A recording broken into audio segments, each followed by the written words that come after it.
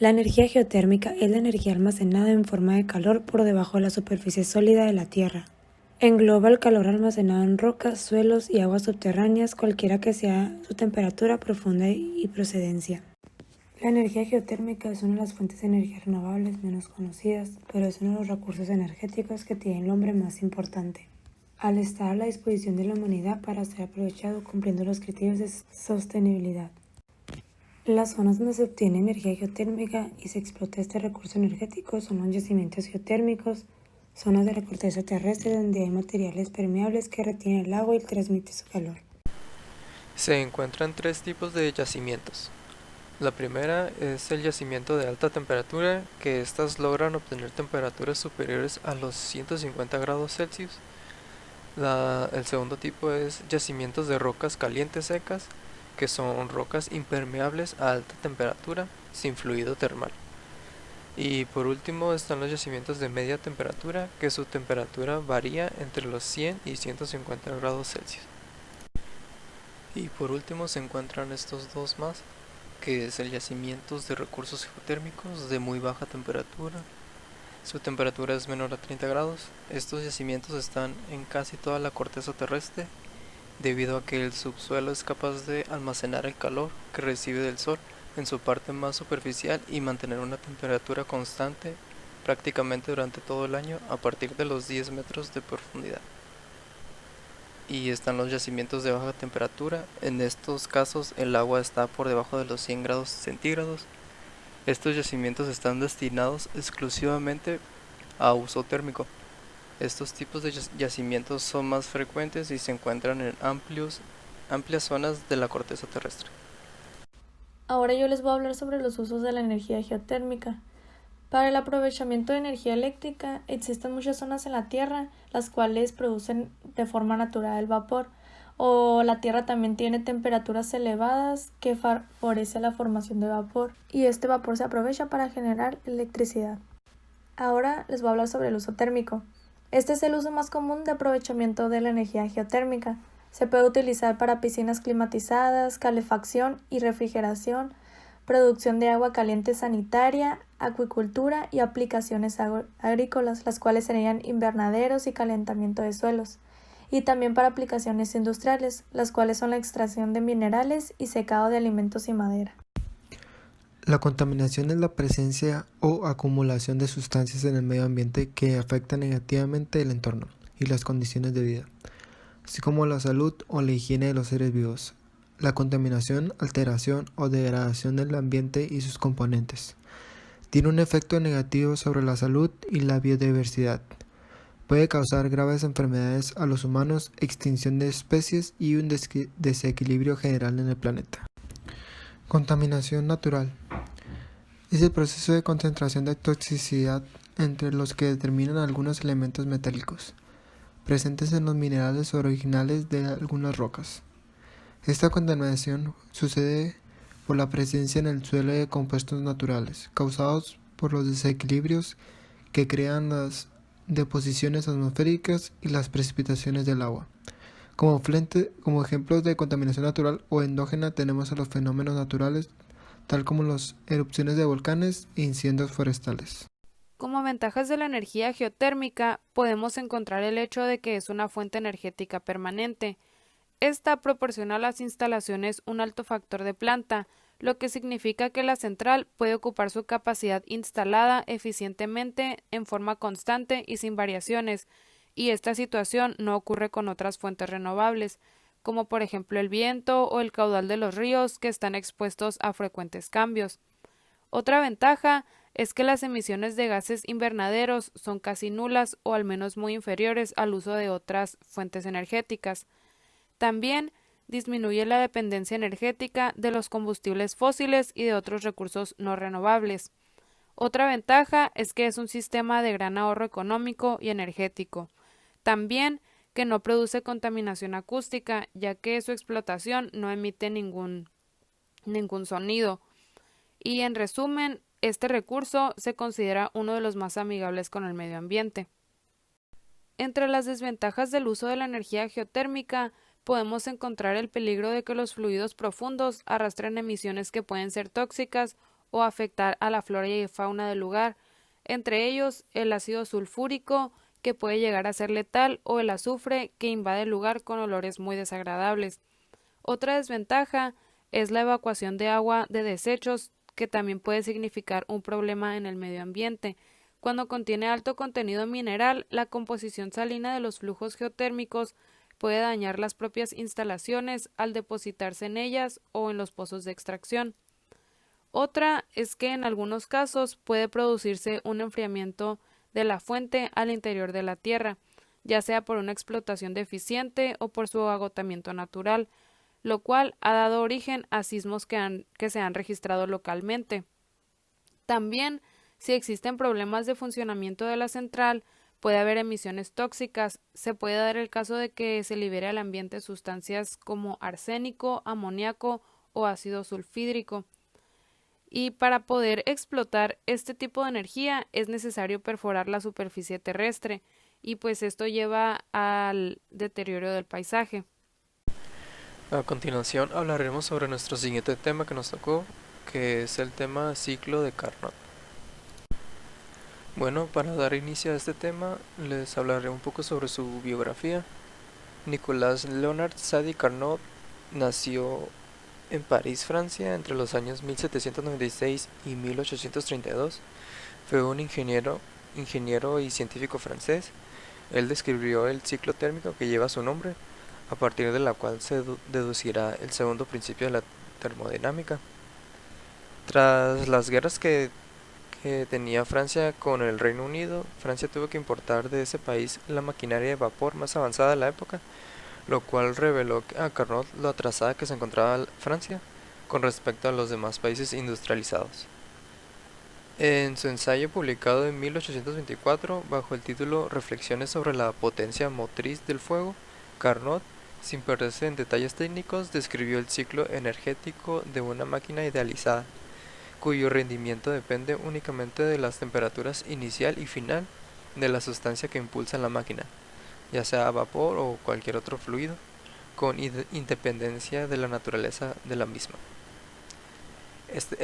Este trabajo, aunque no fue mal acogido por la comunidad científica, cayó en el olvido hasta 1934, cuando fue rescatada por el ingeniero ferroviario francés Émile Clapeyron, y a partir de entonces influyó de forma definitiva en el labor del desarrollo de la teoría termodinámica encabezada por Rudolf Clausius en Alemania y William Thomson, que es mejor conocido como Lord Kelvin, en el Reino Unido.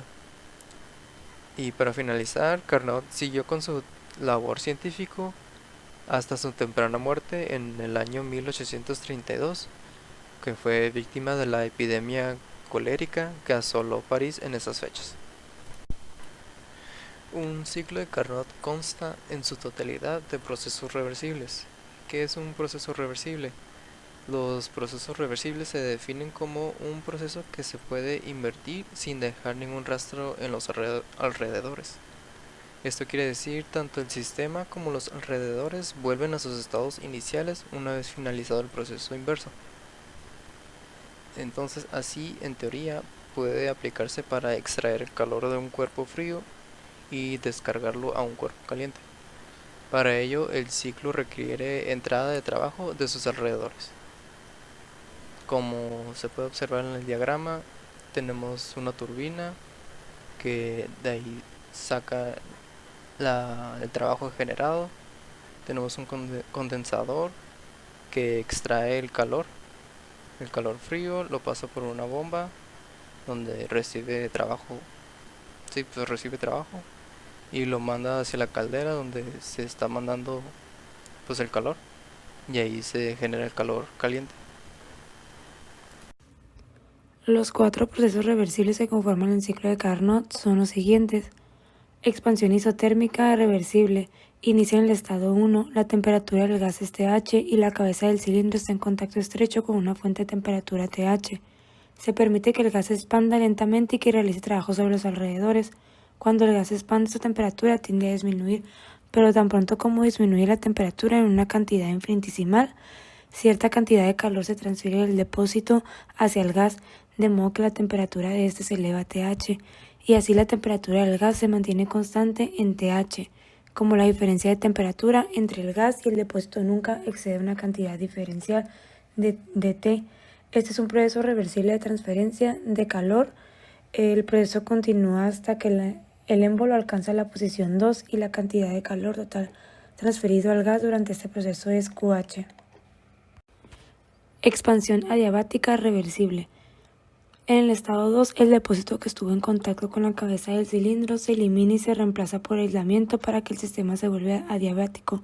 El gas continúa expandiéndose lentamente y realiza trabajo sobre los alrededores hasta que su temperatura disminuye en TH, TL, que es el estado 2.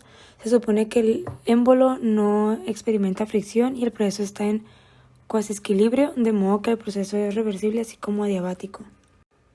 Compresión isotérmica reversible. En el estado 3 se retira el aislamiento de la cabeza del cilindro y se pone este en contacto con un sumidero a temperatura TL.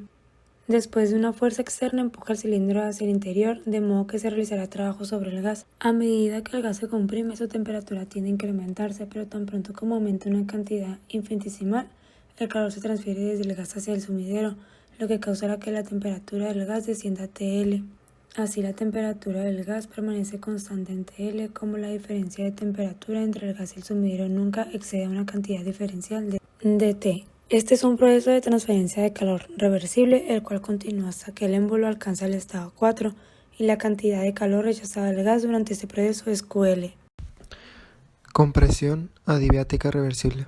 La temperatura sube de TL a TH. El estado 4 es tal que cuando se elimina el depósito de baja temperatura, se coloca el aislamiento de nuevo en la cabeza del cilindro y se comprime el gas de manera reversible. Entonces el gas se vuelve a su estado inicial. La temperatura sube de TL a TH durante este proceso de compresión adiabática reversible, que completa el ciclo. Comportamiento PV. Se observa entonces que para este caso, el área bajo la curva 1, 2 y 3 es el trabajo que realiza el gas durante la parte de expansión del ciclo, y el área bajo la curva 3, 4 y 1 es el trabajo realizado sobre el gas durante la parte de compresión del ciclo. El área que encierra la trayectoria del ciclo es la diferencia entre estas dos y representa el trabajo neto hecho durante el ciclo. Observe que si se actuara de manera poco generosa y en un esfuerzo por ahorrar QL, comprimirse el gas de forma adiabática en el estado 3, en lugar de hacerlo de modo isotérmico. Se terminaría de nuevo en el estado 2, de manera que se volvería a trazar la trayectoria del proceso 3-2, de este modo se ahorraría QL, pues no se podía obtener ninguna salida de trabajo neto de esta máquina.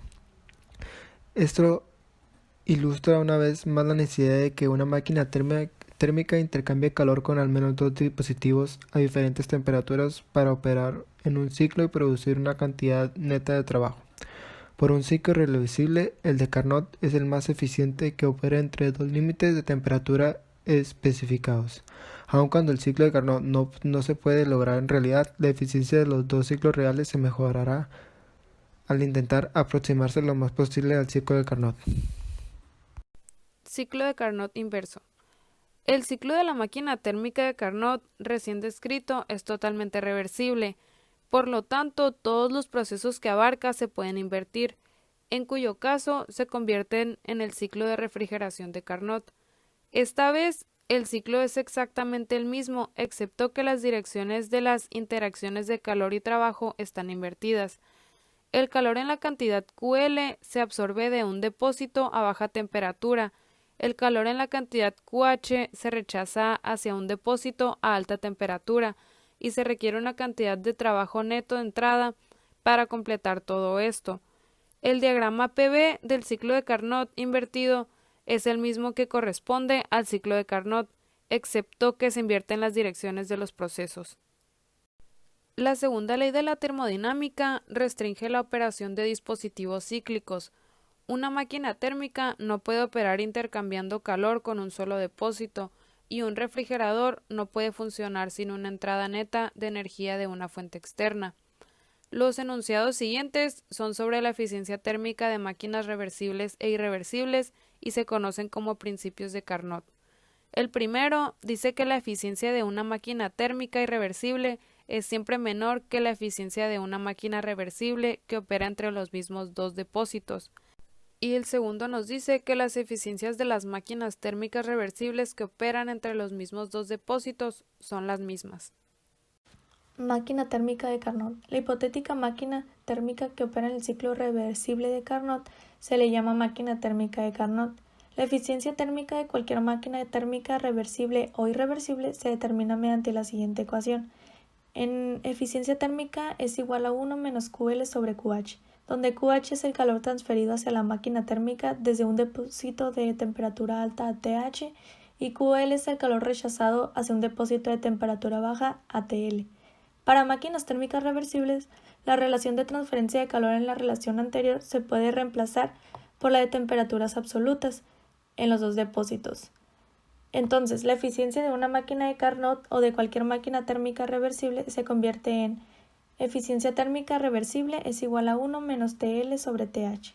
Esta relación se denomina eficiencia de Carnot porque la máquina térmica de Carnot es la máquina reversible mejor conocida. Esta es la eficiencia máxima que puede tener una máquina térmica que opera entre los dos depósitos de energía a temperaturas TL y TH. Las eficiencias térmicas de las máquinas térmicas reales y reversibles que operan entre los mismos límites de temperatura se comparan. Entonces, la eficiencia térmica es menor a la máquina térmica irreversible. La eficiencia térmica es igual a la máquina térmica reversible y la eficiencia térmica es mayor a la máquina térmica imposible. Un refrigerador o bomba de calor que opera en el ciclo inverso de Carnot se le llama refrigerador de Carnot o bomba de calor de Carnot. El coeficiente de desempeño de cualquier refrigerador o bomba de calor reversible o irreversible se expresa mediante las ecuaciones como coeficiente de rendimiento es igual a 1 entre QH sobre QL menos 1 y coeficiente de rendimiento es igual a 1 entre 1 menos QL sobre QH. Los refrigeradores o bombas de calor reales que operan entre estos límites de temperatura TL y TH tienen menores coeficientes de desempeño. Los coeficientes de desempeño de refrigeradores reales y reversibles que operan entre los mismos límites de temperatura se pueden comparar como sigue. El coeficiente de rendimiento es menor al coeficiente refrigerador irreversible. El coeficiente de rendimiento es igual al coeficiente de refrigerador reversible. Y el coeficiente de rendimiento es mayor al coeficiente de rendimiento de refrigerador imposible.